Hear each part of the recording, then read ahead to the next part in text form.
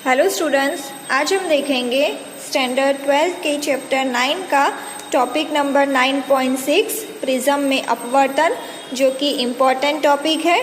तो ध्यान से समझना है आपको। इस चैप्टर में ज़्यादातर टॉपिक आप लोग पढ़ चुके हो, तो आपके लिए ये चैप्टर स्कोर करने में इजी रहेगा। तो आपको ध्यान रखना है और इसके आगे के टॉपिक कैंसल है इस साल के लिए। तो इस वीडियो में हम देखेंगे प्रिज्म में अपवर्तन। यहाँ पे आप लोग फिगर देख सकते हो। हमने एक प्रिज्म लिया है। इस प्रिज्म में जो AB है, AB फलक द्वारा आपतन कोण और अपवर्तन कोण, आपतन कोण बन रहा है I और अपवर्तन कोण बन रहा है R1। तो AB फलक पर दो कोण बन रहे हैं। उसी तरह ये AC फलक है, तो AC फलक पर आपतन कोण R2 और निर्गत कोण E ये बन रहा है। ठीक है, तो इसी को हम लिखेंगे स्टेटमेंट में। पहले फलक AB पर आपतन कोण तथा अपवर्तन कोण क्रमशः I तथा R1 है। यहाँ पे आप देख सकते हो कि AB फलक पर I और R1 कोण बन रहे हैं और AC फलक पर यहाँ पे लिखा है, जबकि दूसरे फलक AC पर आपतन कोण R2 तथा अपवर्तन कोण या निर्गत कोण E है। यहाँ पे देखिए, दूसरे फलक AC पर R2 और E अपवर्तन और निर्गत कोण बन रहा है। निर्गत किरण RS तथा आपतित किरण की दिशा PQ के बीच के कोण को विचलन कोण डेल कहते हैं। यहाँ पे आप देख सकते हो, ये जो डेल है इसको बोलते हैं विचलन कोण। अब हम अपना डेरिवेशन शुरू करते हैं। यहाँ पे चतुर्भुज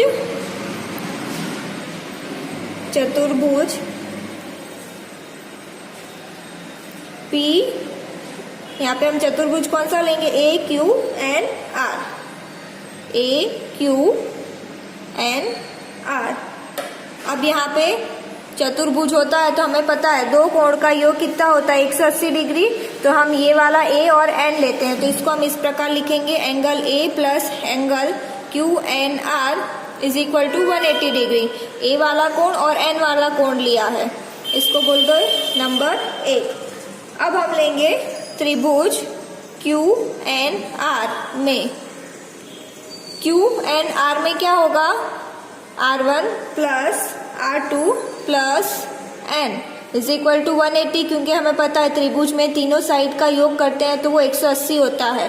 तो इसको हम लिखेंगे R1 plus R2 plus angle QNR is equal to 180। Number 2, अब ये दोनों को अगर मैं देखती हूँ, कंपेयर करती हूँ दोनों को, तो यहाँ पे आप देख सकते हो QNR है, दोनों में 180 है, ये अलग है। तो इसको मैं किस प्रकार लिखूंगी, R1 plus R2 is equal to A। ये हमें एक समीकरण मिल गया। नंबर 3 इसको नाम दे देते हैं। ये मिला हमें R1 plus R2 is equal to A। अब यहाँ पे आपको देखना है डेल की कीमत निकालनी है। तो इसको किस प्रकार लिखोगे, I minus R1 plus E minus R2। जो बाहर वाले हैं वो प्लस में होंगे, अंदर वाले माइनस में। तो डेल की कीमत आप किस प्रकार लिखोगे, del is equal to I minus R1 plus E minus R2।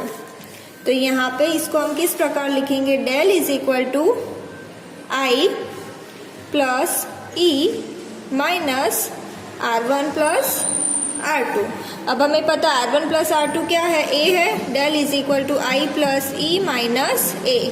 ये हमें विचलन कोण का सूत्र मिल गया। विचलन कोण अगर आपको ढूंढने को कहे तो आपको ये सूत्र ज्ञात होना चाहिए कि विचलन कोण कैसे मिलेगा, del is equal to I plus E minus A। अब यहाँ पे अगर डेल को DM मानते हैं, I is equal to E मानते हैं। अब अगर I is equal to E होगा तो R1 is equal to R2 होगा। तो हमारे पास जो सूत्र मिला है पीछे, R1 plus R2 is equal to A, ये दोनों अगर समान होंगे तो क्या हो जाएगा, इसको हम R ले लेते हैं इज इक्वल टू R। तो ये हो गया 2R is equal to A। तो R is equal to A by 2 हुआ।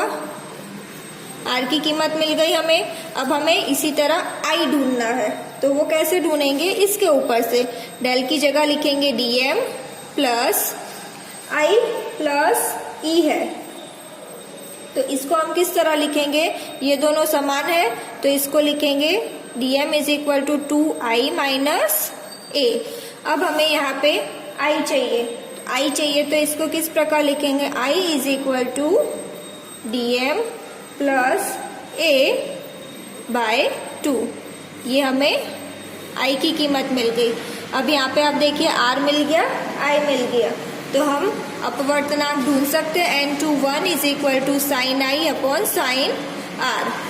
तो साइन i की कीमत है dm प्लस ए बाय 2 और नीचे sine a by 2। Sine sine cancel हो गया, तो यहाँ पे अपवर्तनांक कितना मिल रहा है, dm plus a by 2 upon a by 2। तो ये आपको अपवर्तनांक मिल गया प्रिज्म के लिए। तो आपको ये ध्यान रखना है, सबसे पहले हमने R1 plus R2 is equal to a निकाला, डेल की कीमत निकाली। अब इन दोनों के ऊपर से हमने R और I निकाला और उसको अपवर्तनांक में रख देना है। तो ये इम्पोर्टेंट टॉपिक है इस चैप्टर का और एकदम इजी भी है, तो आपको थोड़ा सा ध्यान रखना है।